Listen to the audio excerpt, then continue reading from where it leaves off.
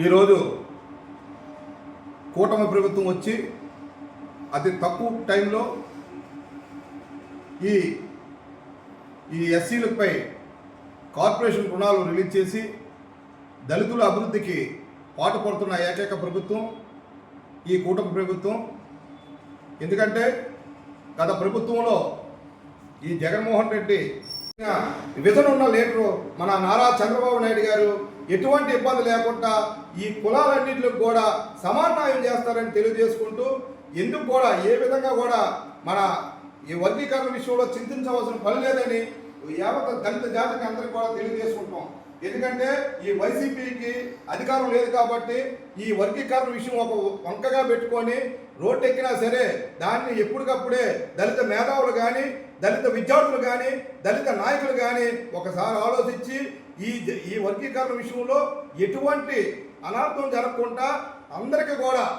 59 ఉపకులాలకు కూడా సమాన న్యాయం జరుగుతుందని తెలియజేసుకుంటూ, ఎందుకంటే చంద్రబాబు నాయుడు గారు ఒక విజన్ ఉన్న లీడరు. ఆయన 14 సంవత్సరాలు సుదీర్ఘ రాజకీయంలో 14 సంవత్సరాలు ఈ రాష్ట్రానికి ఒక ముఖ్యమంత్రిగా చేసి అనేక జాతులన్నింటికి కూడా సమాన్యాయం చేసిన ఏకైక ముఖ్యమంత్రి ఈ రాష్ట్రం చరిత్రలో ఉన్నారంటే అది ఓన్లీ ఒక చంద్రబాబు నాయుడు గారిని చెల్లిందని తెలియజేసుకుంటూ, అలాంటి విధనున్న నాయకులు ఈరోజు ఒక వర్గీకరణ విషయంలో ఒక స్టాండ్ తీసుకున్నారంటే అన్ని జాతులకు కూడా సమాన్యాయం జరుగుతుందని తెలియజేసుకుంటూ, దీని మీద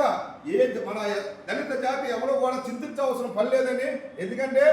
గడిచిన 5 సంవత్సరాలు కూడా వైసీపీ ప్రభుత్వంలో మాలా మాదిగి రెల్లి కార్పొరేషన్లు ఏర్పాటు చేసి ఆ కార్పొరేషన్లో ఎటువంటి నిధులు లేకుండా ఒక చైర్మన్కి ఒక కుర్చీ వేసి ఎటువంటి డైరెక్టర్లు కూడా లేకుండా ఆ ఉన్న 12,000 కోట్లు కూడా